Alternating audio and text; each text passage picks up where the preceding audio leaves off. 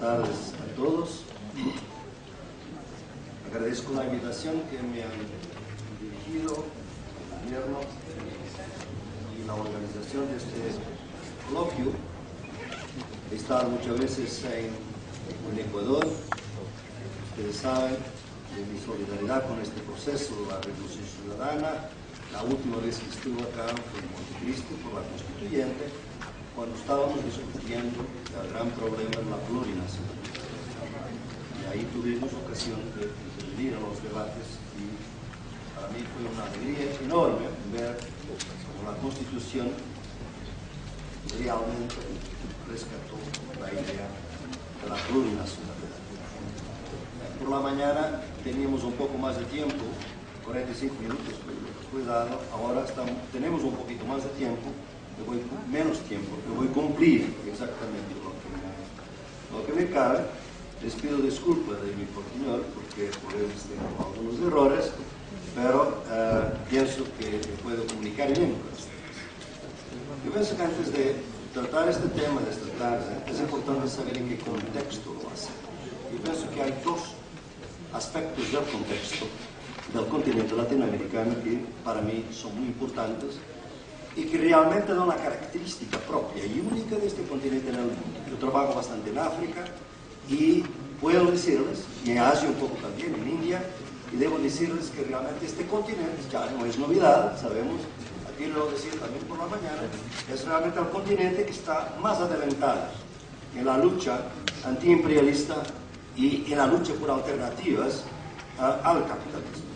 Y por eso es un continente que debe ser analizado con mucho cuidado, con mucha serenidad, con mucho entusiasmo, porque realmente caminamos mucho para llegar aquí y hay que analizar nuestros desafíos, nuestras posibilidades, nuestros límites también.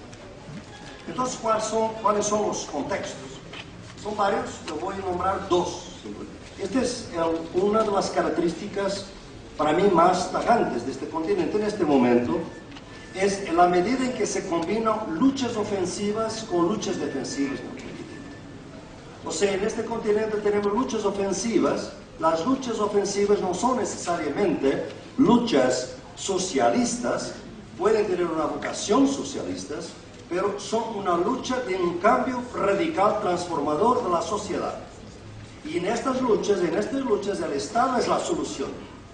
Y realmente lo vemos aquí, lo vemos en Bolivia, lo vemos en Venezuela, vemos varias instancias de luchas defensivas que son por otros modelos de sociedad. Era la revolución bolivariana, la revolución ciudadana, estamos con el Estado comunitario y social y plurinacional de Bolivia. O sea, tenemos diferentes luchas donde podemos decir que hay un cambio estructural que está en curso.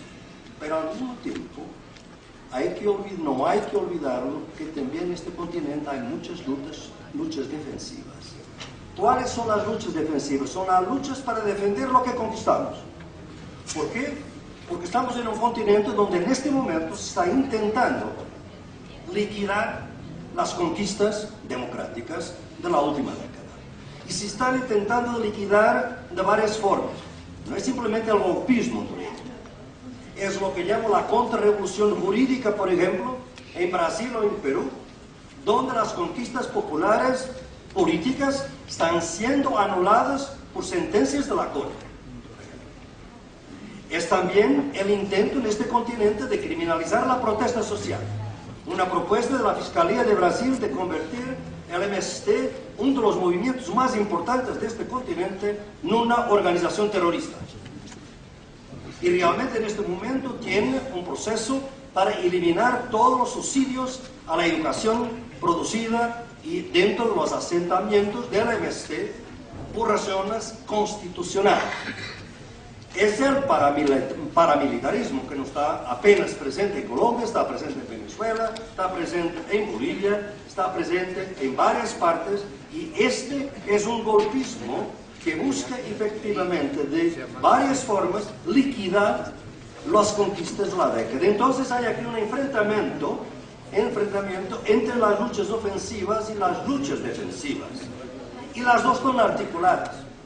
Y hay que notar que cuando luchamos por las luchas ofensivas, no podemos perder de vista también las luchas defensivas. Y aquí es interesante recordar uno de los grandes marxistas de este continente, José Mariátegui.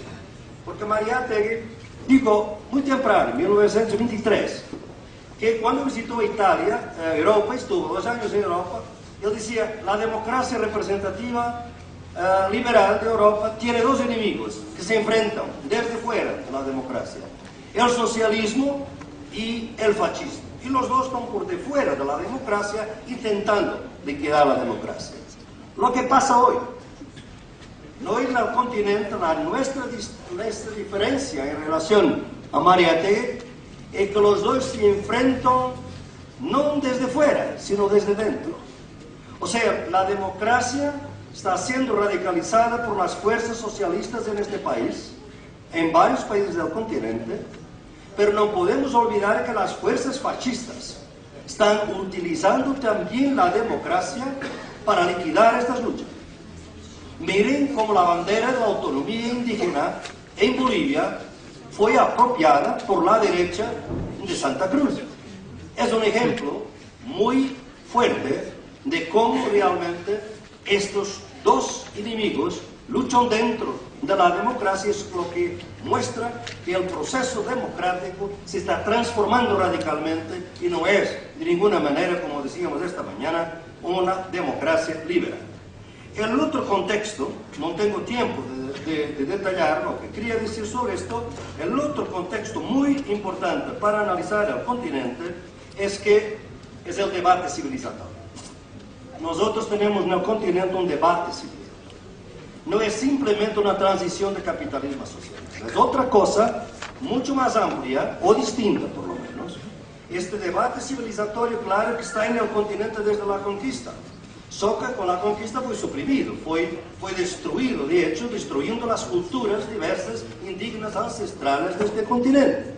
Pero debido a una lucha tenaz, sobre todo en los últimos 30 años, algunas son mucho más antiguas, el movimiento indígena, el movimiento afro, en este continente, ha realmente logrado rescatar esta diversidad cultural. Y eso para nosotros ha permitido ampliar el debate que no existe en el otro continente.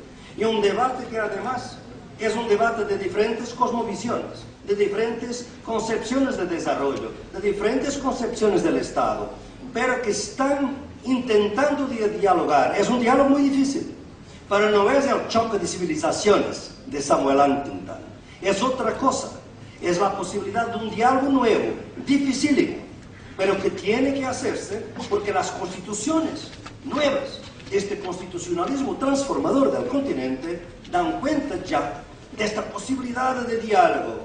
Es lo que está en la Constitución de Bolivia, es lo que está en la Constitución de Ecuador. ¿Cómo podríamos nosotros pensar que los pueblos olvidados, los pueblos ignorantes, inferiores, como eran los indígenas, tienen una presencia conceptual en esta Constitución de Ecuador tan fuerte, que es un orgullo de los ecuatorianos, es un orgullo de todos los progresistas del mundo? ¿Dónde viene la palabra Pachamama? ¿Dónde viene la suma causa? Que nosotros apropiamos. Estamos aprendiendo de ellos. Y eso es que es la gran riqueza de este debate civilizatorio. Y por eso yo les digo que no hay una transición en el continente, hay dos transiciones. La transición del capitalismo al socialismo, que hablamos por la mañana, y la transición del capitalismo, del colonialismo a la autodeterminación, al fin del racismo, a la posibilidad de tenermos en este país y en otros países la convivencia de diferentes nacionalidades dentro del mismo Estado. Y aquí empiezan los problemas de la soberanía. Y lo que les quería decir en el tiempo que tengo es este mi argumento muy simple y muy difícil, naturalmente, de fundamentar, y después espero que tengamos un debate. Es que la plurinacionalidad refuerza el nacionalismo. No hay un concepto de nación, hay dos conceptos de nación, y no hay necesariamente un conflicto entre ellos. La concepción de nación cívica, de origen liberal, ciudadana, todos somos ecuatorianos, somos bolivianos, somos brasileños, somos portugueses. Este era el concepto, digamos, liberal de la ciudadanía y de la nación cívica, geopolítica. Pero hay un concepto de nación étnico-cultural que ha sido reivindicado no solamente aquí, ha sido reivindicado en Etiopía, en Nueva Zelanda, en Canadá, en Bélgica, en Suiza, que es la posibilidad de otro tipo de nacionalidad, que es una nacionalidad que tiene raíces étnico-culturales y que no colisiona, no crea un conflicto necesario con la primera concepto de nación, porque los pueblos indígenas y los pueblos afrodescendientes de este continente han luchado por la autodeterminación, pero nunca por la independencia. Desde hace tiempo, no es independencia lo que quieren, es el reconocimiento de sus nacionalidades. Y por eso, yo voy a decir algo que puede ser muy polémico en este contexto aquí de Ecuador, y que hoy he trabajado bastante con el movimiento indígena de Bolivia, de Ecuador, de Perú. No he visto nunca gente tan nacionalista como los indígenas, amantes de su país. Lucharon por su país, murieron por sus países en las guerras de independencia, en las luchas después de la independencia. Pero son ecuatorianos, son peruanos, son colombianos, pero son también aymaras, son quichuas, son shuares. No hay necesariamente un conflicto entre esto. Al contrario, se refuerza la idea de una nacionalidad más fuerte hecha de la diversidad. Esto es que es, a mi juicio, la gran novedad que Ecuador va a traer al mundo. Son dos grandes que voy a subrayar. La primera es que la revolución ciudadana de Ecuador no es la revolución ciudadana liberal, porque hay diferentes formas de ciudadanía. A la ciudadanía individual y a la ciudadanía de los pueblos originarios, de sus organizaciones ancestrales, pero no son corporativas, porque no es un gremio de taxistas. Es otra cosa.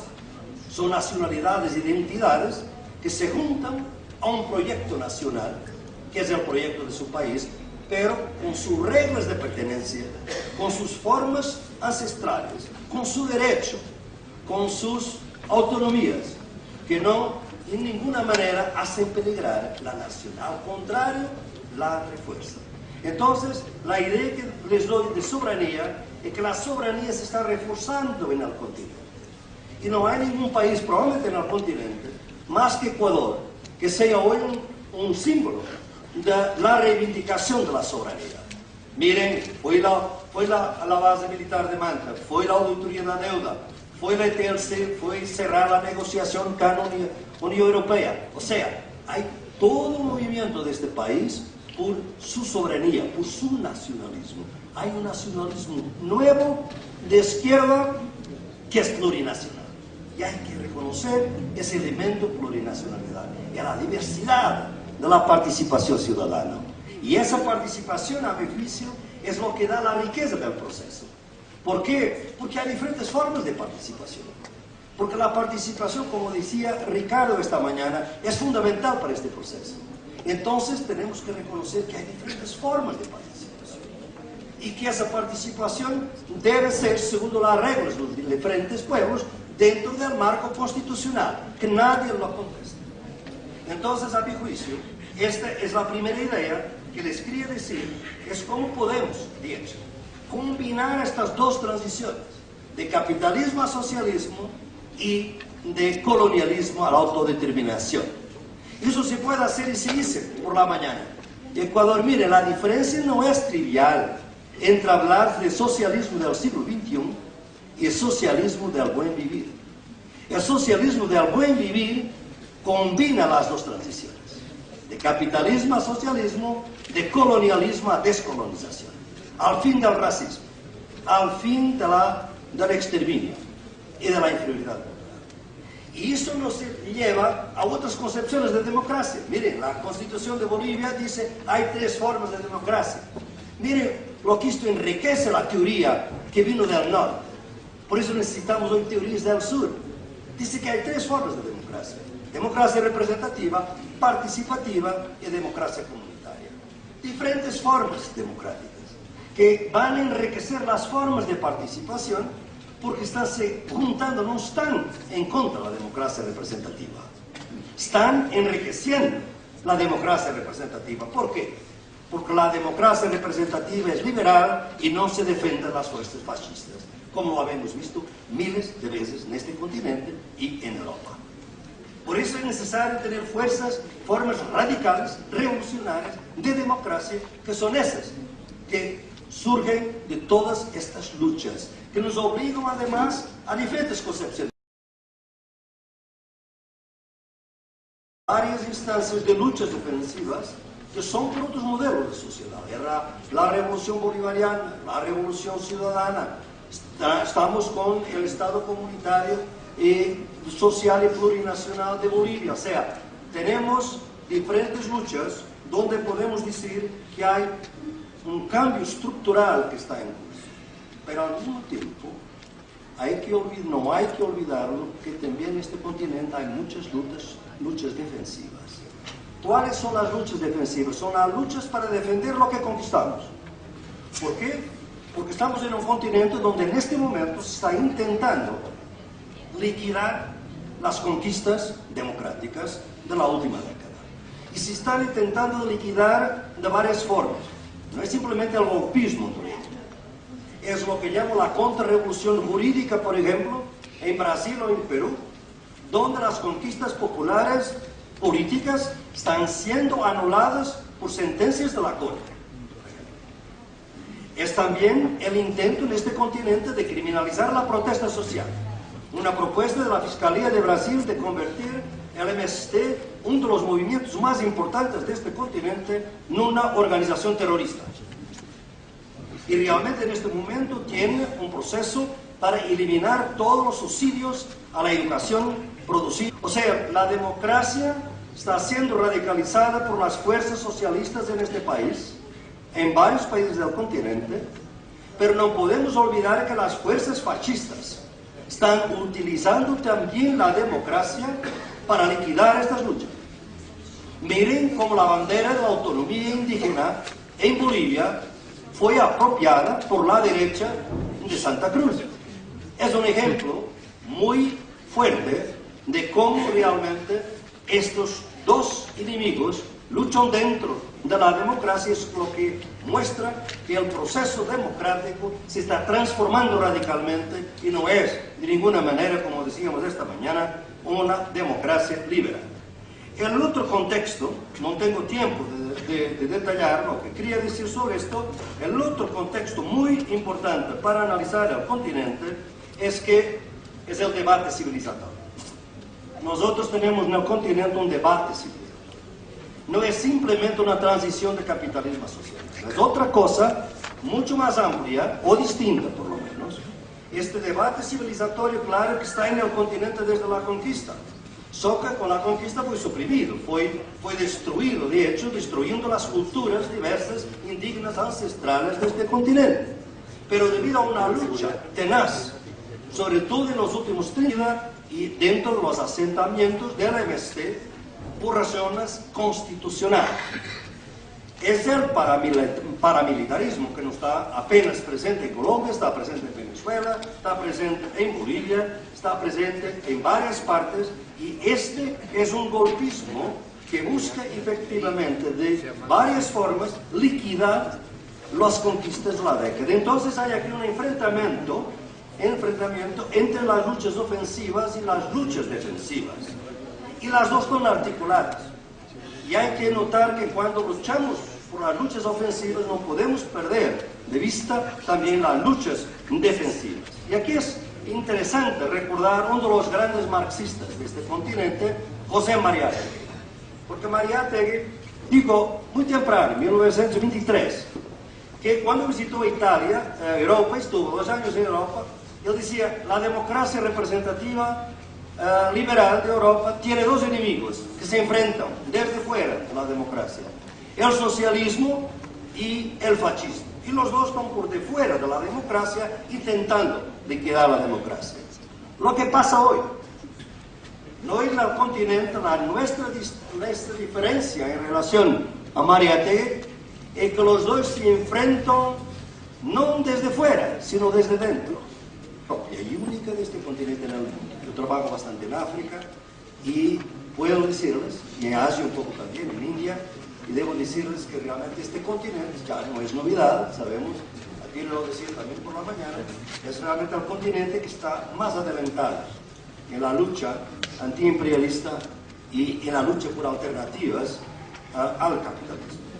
Y por eso es un continente que debe ser analizado con mucho cuidado, con mucha serenidad, con mucho entusiasmo, porque realmente caminamos mucho para llegar aquí y hay que analizar nuestros desafíos, nuestras posibilidades, nuestros límites también. Entonces, ¿cuáles son los contextos? Son varios, yo voy a nombrar dos. Esta es una de las características para mí más tajantes de este continente en este momento, es en la medida en que se combinan luchas ofensivas con luchas defensivas. O sea, en este continente tenemos luchas ofensivas. Las luchas ofensivas no son necesariamente luchas socialistas, pueden tener una vocación socialista, pero son una lucha de un cambio radical transformador de la sociedad. Y en estas luchas el Estado es la solución. Y realmente lo vemos aquí, lo vemos en Bolivia, lo vemos en Venezuela, vemos... Buenas tardes a todos. Agradezco la invitación que me han dirigido el gobierno y la organización de este coloquio. He estado muchas veces en Ecuador, ustedes saben de mi solidaridad con este proceso de la Revolución Ciudadana. La última vez que estuve acá fue en Montecristo por la Constituyente, cuando estábamos discutiendo el gran problema de la plurinacionalidad. Y ahí tuvimos ocasión de intervenir en los debates y para mí fue una alegría enorme ver cómo la Constitución realmente rescató la idea de la plurinacionalidad. Por la mañana teníamos un poco más de tiempo, 45 minutos fue dado, ahora tenemos un poquito más de tiempo, menos tiempo, que voy a cumplir exactamente lo que me cabe. Les pido disculpas de mi portuñol, porque por veces tengo algunos errores, pero pienso que puedo comunicar bien con ustedes. Yo pienso que antes de tratar este tema de esta tarde, es importante saber en qué contexto lo hacemos. Yo pienso que hay dos aspectos del contexto del continente latinoamericano que para mí son muy importantes y que realmente dan una característica